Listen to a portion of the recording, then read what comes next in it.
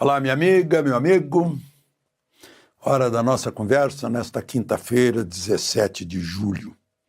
Em 2007, está fazendo 18 anos hoje, o TAM 3064, que vinha de Porto Alegre, não parou na pista de Congonhas, saiu da pista e foi tomado pelo fogo.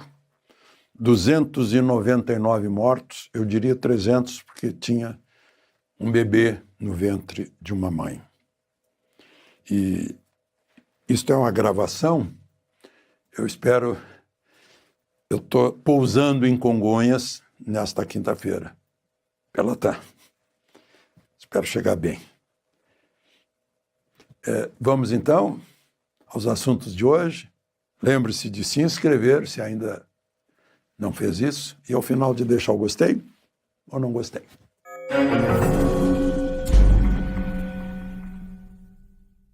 Pois é, os seguidores de Lula e o próprio PT estão satisfeitos com a pesquisa Atlas Intel. Não teve muita diferença, mas, enfim, Lula não continuou caindo. Deu uma paradinha, indo para trás um pouquinho. Depois de toda essa falação de briga com Trump, foi a consequência. Só para a gente lembrar, a desaprovação de Lula, que era de 51,8% em junho, agora é de 50,3%, mas ele está mais desaprovado que aprovado. A aprovação está em 49,7% e a reprovação 50,3%. A avaliação do governo Lula está em 49,4% de ruim e péssimo. Em junho era 51%. Mesmo assim, né, o ruim e péssimo de 49,4% está bem maior que o ótimo e bom somados, que dá 43,4%. O 36,8% dos entrevistados se disseram a favor da tarifa de Trump. 62,2% contra. Né? Óbvio que pode afetar numa reação em cadeia, não apenas as empresas que exportam para os Estados Unidos, como seus empregados. Eu estou vendo agora no Paraná a Pine, como é o nome da empresa? Braskem. Ela produz, beneficia madeira de pinho e vende sob forma de molduras para os Estados Unidos, e deve ser a moldura, aquela moldura que os americanos querem. Vai dar férias coletivas para 700 funcionários. Ela tem 1.200 funcionários lá em Jaguariava. Eu já tinha falado aqui da Philco, da Zona Franca de Manaus, né, que demitiu 800 ou 900, por causa da queda na venda de televisores.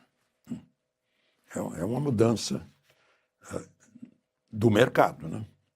Bom, voltemos a Atlas Intel. Os que pensam que foi a ação de Lula nos BRICS que provocou isso, 40,9%. Os que pensam que foi a ação do Eduardo Bolsonaro com Trump, 36,9%. Os que têm percepção de que foi uma reação ao Supremo, 16,9%. E os que acham que foi uma ação puramente comercial, 3,5%. Né? Que a ação de Trump seria uma ameaça à soberania, né? A percepção é de 50,3%.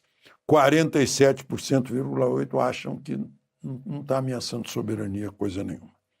Bom, eu vi um aviso do Departamento de Estado.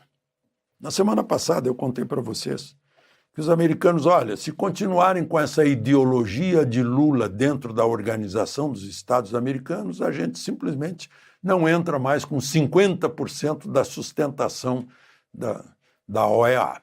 E aí o que aconteceu? O Itamaraty orientou os seus delegados lá na Organização dos Estados Americanos, na hora de votar conselheiro do Brasil para o Conselho Internacional de Direitos Humanos, da OEA não votaram e o brasileiro perdeu feio para o mexicano.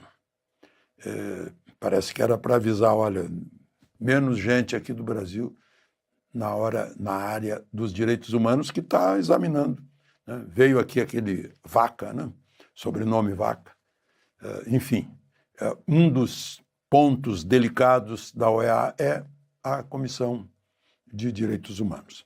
Bom, mas eu queria dizer para vocês que eu confesso que tive uma percepção errada da vontade de Moraes, né, na questão do IOF, que anteontem eu falei para vocês que ele certamente iria ficar ao lado do Congresso, porque ele reconhecia que o aumento da alíquota do IOF era para arrecadar, e esse não é o objetivo do IOF. A arrecadação tem que ser projeto de lei de imposto, né, de aumento de imposto. Só que, contrariando o que ele próprio havia dito, ele decidiu, anulou o decreto legislativo do Congresso, da maioria dos representantes do povo brasileiro, e manteve a disputa, manteve o decreto assinado por Lula. Aí eu lembro de José Dirceu, quando insistia, ele não tem mais falado nisso ultimamente, em que o Supremo não tem que ser Supremo, tem que ser um tribunal constitucional, para não ter funções políticas, para aplicar simplesmente a Constituição. Né? E lembrando que não é um poder porque não recebeu o poder do povo. Isso José Dirceu, é a teoria de José Dirceu. Quem recebeu o poder do povo é que é poder. O executivo, o presidente do executivo, né? O chefe do executivo estadual, municipal ou federal, e os legislativos. Né? Mas, enfim, só para vocês saberem o que vai acontecer. Compras internacionais com cartão de crédito e débito, a alíquota sobe de 3,38 para 3,5. Compra de moeda em espécie e remessas ao exterior passa de 1,1 para 3,5. Empréstimos a empresas, a alíquota diária de IOF dobra de 0,0041 para 0,0082. Dobra. Seguros VGBL era 0, vai ter 5% de IOF. Né?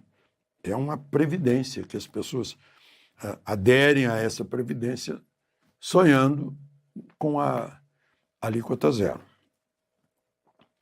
E aí vira um pesadelo. Fundos de investimentos em direitos creditórios passam a ter cobrança de 0,38. Cobrança de IOF sobre operação de risco sacado. Moraes entende que a medida criou uma nova base de tributação e ultrapassou os limites legais para decretos presidenciais. Só aí ele diz, olha, não é aqui que pode mexer. Aqui está criando imposto. Mas lá no VGBL, por exemplo, acho que está criando imposto. Mas, enfim, o governo está querendo arrecadar até o fim do ano, tirar do pagador de impostos, do trabalhador, do que tem suor e desgaste, 10 bilhões mais ou menos até o fim do ano. Bom, uma outra questão, né, a propósito. A Veja está divulgando que o cartão corporativo do presidente Lula, neste mandato, até 30 de abril, já passou de 55 milhões, citando como fonte o Tribunal de Contas da União. Mais exatamente, 55.497.145,48. Eu outro dia falei aqui que um amigo meu, cujo pai usava essa marca de sapato, identificou a marca de sapato de Lula na entrevista que ele estava dando no Palácio Alvorada para a Globo, e seria um sapato Churches, inglês. Aí eu fui ver o preço aqui no Brasil, a gente paga por ele R$ 12.721. E perguntei, puxa, será que está no cartão corporativo? Não. Aí a gente está vendo que o cartão corporativo está grande. Por fim, só Toda hora se fala em desarmamento, desarmamento. Os jornalistas detestam gente que tenha arma em casa para defender o lar, a família, né? É o que a gente vê nos jornais. E aí eu vejo que lá na Rocinha, as autoridades acham que tem 1.500 fuzis. As pessoas que são do ramo me dizem que deve ter no mínimo o dobro, porque tem muito fuzil enterrado, envolto em plástico, protegido, etc. Se fosse só 1.500, já dava muito mais que um regimento inteiro em que eu servi, na infantaria, com 2 batalhões. Já dava mais do que isso, em número de fuzis. Então, eu não sei por que não aplicam desarmamento na Rocinha. Se sabem que tem 1.500 fuzis, né, pode levar detetor de metais, acha os outros enterrados. Mas não aplicam lá tudo isso que falam de desarmamento aí nos jornais. De Brasília, Alexandre Garcia.